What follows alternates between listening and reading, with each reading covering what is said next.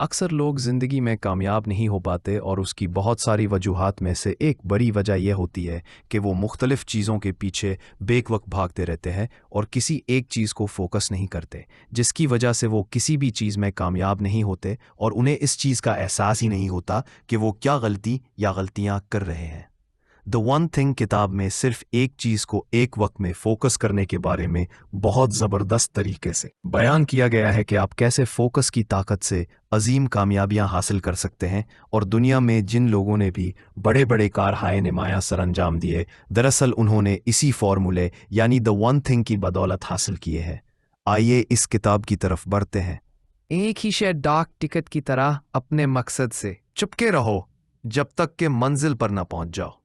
7 जून 1991 को जमीन 112 मिनट तक गर्दिश में रही। अगरचे हकीकतन ऐसा नहीं हुआ, लेकिन महसूस यही हुआ था। मैं एक मशहूर मज़ाहिया प्रोग्राम सिटी स्लिकर्स देख रहा था, जबकि सामीन के फलक शगाफ ठहरते थिएटर की फजा को मुर्तइश कर रहे और गूंज रहे थे। किसी भी ज़माने की एक इंतहाई मज़ाहिया फिल्म होने के बावजूद ये गैर मुतवक्का तौर पर दानिश, दानाई और इदराक से भी लबरेज थी। एक यादगार मंजर में सख्त कोश काउबॉय गर्ली, जिसका किरदार मरहूम जैक पेलेंस ने अदा किया था, और शहर का शातिर शख्स बीच, जिसका किरदार बिली कर्नल ने अदा किया था, गुमशुदा मवेशियों की तलाश के लिए निकल खड़े होते हैं। अगरचे फिल्म के ज्यादातर हिस्से में वो आपस में लड़ते ही रहे थे, बाल आखिर वो जिंदगी के मुतल्लिक कुछ गुफ्तगू में मसरूफ हो जाते हैं। करली अपने घोड़े की बागें खींचकर उसे रोकता है और घोड़े को मोड़कर अपना रुख बीच की तरफ कर लेता है। करली, क्या तुम जानते हो कि जिंदगी का राज क्या है? मच नहीं क्या है? कार्ली, ये वो एक उंगली बुलंद करता है। मैच, तुम्हारी उंगली? कार्ली, सिर्फ एक चीज, सिर्फ एक शे पर तवज्जो रखो और बाकी सब कुछ बेमायनी हो जाएगा। मैच, बहुत खूब, लेकिन ये एक ने क्या है? कार्ली, यही तो तुम्हें मालूम करता है। एक अफसानवी किरदार के मन से हमारे कानों तक कामयाबी का जीत का राज पहुंचता है। हाँ, मुस्तफीन उसे जानते थे या नादानिस्ता तौर पर की, लेकिन जो कुछ उन्होंने लिखा दो कतई सच था। एक शे, एक चीज, आप जो चाहते हो उसे हासिल करने का बेहतरीन तरीका है। मुझे इस बात की वाक़तन फौरी तौर पर समझ नहीं आई। मुझे अपने माजी में कामयाबी का तजुर्बा हो चुका था, लेकिन जब तक कि मुझे रुकावटों पर का सामना नहीं हुआ, तब तक मैंने नताइज को अपनी सोच के साथ मुंसलिक करना शुरू ना किया। एक दहाई से भी कम अरसे में हमने इलाकाई और बैनुल अक़वामी अज़ाइम के साथ एक कामयाब कंपनी कायम कर ली थी, लेकिन अचानक हर किस्म के लायहाए अमल और हिकमत अमलियों ने काम करना छोड़ दिया। हर किस्म के अज़्म और सख्त मेहनत के बावजूद मेरी जिंदगी उलझनों और इंतशार का शिकार थी, और यूं महसूस होता था कि जैसे मेरे इर्द गिर्द मौजूद हर चीज लड़खड़ा रही। उर्बानी नागज़ीर थी, छोटी सी रस्सी के आखिरी सिरे को था, जो इंतहाई खौफनाक तौर पर एक फंदे की मानंद मालूम होती थी। मैंने मदद चाही और एक कोच की शक्ल में वो मदद मुझे मिल गई।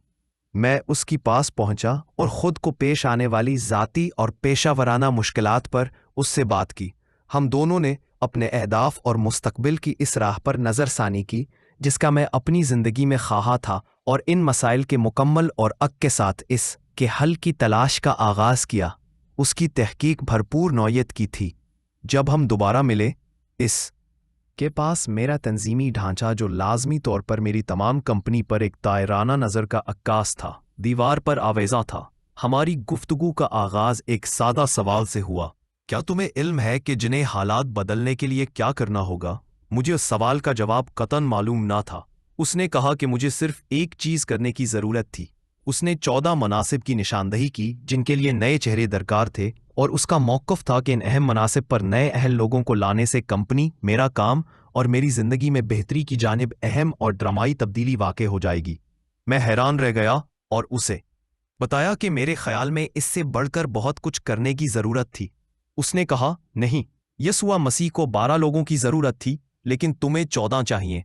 यह ऐसा लम्हा था जिसने मेरी ज़िंदगी में तब्दीली रूनुमा कर दी। मैंने कभी ये तसव्वुर भी नहीं किया था कि चंद चीज़ें या अफराद किस कदर बड़ी तब्दीली ला सकते थे। उस वक्त जो कुछ मेरे सामने वाज़े तौर पर ज़ाहिर हुआ और जिसे मैंने अपनी चश्मे बीना से इंतहाई साफ और शफाफ अंदाज से देखा, हालांकि मेरे ख्याल के मुताबिक मेरा जहन जितना भी मुर्तकिज़ था, मैं मुनासिब तौर पर मुर्तकिज़ नहीं था। 14 अफराद की तलाश वाज़े तौर पर ऐसा अहम काम था जो मैं अंजाम दे सकता था। اس لیے اس ملاقات کے نتیجہ میں نے ایک بہت ہی بڑا اور اہم فیصلہ کیا۔ میں نے خود کو کمپنی سے الگ کر دیا، تلاش کو بنا لیا۔ میں نے کمپنی کے CEO کی حیثیت سے استعفیٰ دے دیا اور اپنا واحد مقصد 14 افراد کی اس دفعہ واقعی تبدیلی آئی۔ 3 برس کے اندر اندر ہم نے پائیدار اور مستحکم ترقی کا سفر شروع کر لیا، جو تقریباً 1 دہائی تک اوسطاً سال بہ سال جاری رہا۔ ہم نے ایک مقامی اور علاقائی کھلاڑی سے ترقی کرتے ہوئے ایک بین الاقوامی کھلاڑی کا درجہ حاصل کر لیا۔ بعد ازاں غیر معمولی کامیابی ہمارا مقدر بن گئی اور اس کے بعد ہم نے کبھی پیچھے مڑ کر نہیں دیکھا۔ یہ جیت مزید جیت کا باعث بنی۔ اس عمل کے دوران ایسی ہی کوئی چیز واقع ہوئی اور پھر ایک لائحہ عمل، ایک حکمت عملی، ایک مقصد کی زبان ابھرنے لگی۔ جب میں نے مطلوبہ 14 افراد تلاش کر لیے تو ہم نے اپنے قابل ترین افراد کے ساتھ مل کر کام کرنا شروع کیا تاکہ ان کی پیشہ ورانہ زندگیوں اور کاروباروں میں ترقی ہو۔ اپنی عادت کے مطابق میں ان چند امور کو پیش نظر رکھتے ہوئے اپنا تربیتی کام مکمل کرتا جن پر انہوں نے ہمارے آئندہ تربیتی ملاقات سے قبل رضامندی ظاہر کر دی ہوتی تھی۔ قسمتی سے ان میں سے بہت سے پہلے ہی یہ کام انجام دے چکے ہوتے، قطع نظر اس کے کہ کون سی چیز زیادہ ضروری تھی۔ نتیجہ کے طور پر صورتحال خراب ہو گئی اور مایوسی نے غلبہ پا لیا۔ اس لیے ایک ایسی کوشش کے طور پر کہ جیت ان کا مقدر بن جائے، میں نے اپنی فہرست مختصر کرنے کا آغاز کر دیا۔ اگر تم اس ہفتے محض یہ 3 کام انجام دے سکو، اگر تم اس ہفتے محض یہ 2 کام انجام دے سکو۔ بالآخر قطعی مایوسی کے عالم میں جرأت کا مظاہرہ کرتے ہوئے ان کے پاس پہنچا اور ان سے پوچھا، وہ واحد کام کیا ہے جو تم اس ہفتے انجام دے سکو اور اسے کرنے کے بعد ہر چیز انتہائی آسان ہو جائے یا پھر ہر چیز غیر ضروری ہو جائے؟ اور پھر انتہائی حیرت انگیز صورتحال واقع ہوئی۔ نتائج چھت کو چھونے لگے۔ اس دوران جو کچھ بھی مجھ پر بیتی، اس کے بعد میں نے اپنی ماضی کی کامیابیوں اور ناکامیوں پر نظر ڈالی اور یوں ایک دلچسپ مثال میرے سامنے ظاہر ہوئی۔ جب بھی میں نے کوئی بھاری کامیابی حاصل کی، اس وقت میں نے محض ایک ہی چیز پر توجہ مرکوز کی تھی، اپنا مقصد ایک رکھا تھا، اور جب مجھے قدرے کم کامیابی حاصل ہوئی، اس وقت میری توجہ کا مرکز بہت سے امور تھے اور پھر روشنی ہو گئی۔ اپنے موجودہ ہدف پر توجہ دیجیے۔ اگرچہ ہر کسی کے دن میں کام کرنے کے اوقات یکساں ہوتے ہیں، تو پھر کیا وجہ ہے کہ کچھ لوگ دوسروں کی نسبت کہیں زیادہ کامیابی حاصل کر لیتے ہیں؟ اب سوال یہ ہے کہ کسی طرح یہ لوگ دوسروں کی نسبت زیادہ حاصل کر لیتے ہیں، دوسروں کی نسبت کسی طرح زیادہ کامیابی ان کا مقدر بنتی ہے۔ کس طرح یہ دوسروں سے زیادہ کماتے ہیں؟ اگر وقت کا درست استعمال کامیابی کی کنجی ہے، تو پھر کیا وجہ ہے کہ کچھ لوگ اپنے وقت سے دوسروں کی نسبت کہیں زیادہ فائدہ اٹھا لیتے ہیں؟ اس سوال کا جواب یہ ہے کہ وہ اپنی سوچ کے مطابق اپنے ہدف کے حصول کی طرف توجہ دیتے ہیں۔ جب آپ یہ چاہیں کہ آپ اپنی خواہش کی تکمیل کے لیے بہترین موقع حاصل کریں، تو آپ کی سوچ اور کام کرنے کا انداز بھی عین اسی طرح ہونا چاہیے۔ اپنے موجودہ ہدف پر توجہ دیجیے۔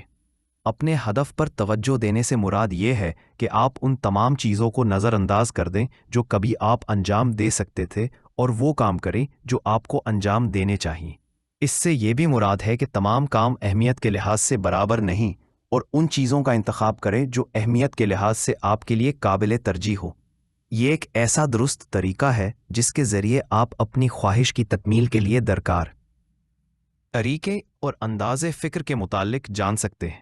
اس سے مراد اس امر کا ادراک ہے کہ غیر معمولی نتائج کا بار اور تعلق اس سے ہے کہ آپ اپنی ترجیحات کو کس قدر مختصر رکھتے ہیں۔ اپنے کام اور زندگی سے زیادہ فائدہ اٹھانے کا طریقہ یہ ہے کہ جہاں تک ممکن ہو سکے اپنے ہدف پر توجہ دیں، کیونکہ اکثر لوگ ایسا نہیں سمجھتے۔ وہ سمجھتے ہیں بھاری کامیابی وقت لیتی ہے اور بہت پیچیدگی کی حامل ہے، جس کا نتیجہ یہ ہوتا ہے کہ ان کے ماہ و سال کاموں کے بوجھ سے لدے ہوتے ہیں، اور یہ صورتحال ان کے لیے پریشان کن رہتی ہے۔ اس وقت کامیابی رسائی سے باہر محسوس ہوتی ہے، اس لیے وہ کامیابی سے کم کسی بھی چیز پر اکتفا کر لیتے ہیں، لیکن انہیں خبر نہیں ہوتی کہ بھاری اور عظیم کامیابی اس وقت حاصل ہوتی ہے جب ہم کن چند کام بہت ہی کاملیت اور قطعیت کے ساتھ انجام دیتے ہیں۔ یوں اس قسم کے لوگ زیادہ کوشش یا محنت سے پہلو تہی کرتے ہیں، اور نتیجے کے طور پر انہیں بہت کم کامیابی نصیب ہوتی ہے۔ وقت گزرنے کے ساتھ وہ اپنی توقعات، اہداف اور امیدیں کم کر دیتے ہیں، اپنے خوابوں سے دستبردار ہو جاتے ہیں اور اپنی زندگی محدود کرنے پر تیار ہو جاتے ہیں۔ اپنے ہدف پر توجہ دینے کے مقصد کے اصول کا یہ غلط طریقہ ہے۔ آپ کے پاس محض وقت اور توانائی کثیر مقدار میں موجود ہے، اس لیے جب آپ اپنی توجہ ایک سے زائد مختلف اہداف کی طرف مبذول کرتے ہیں، آپ اپنی توجہ اور اہداف تقسیم کر لیتے ہیں۔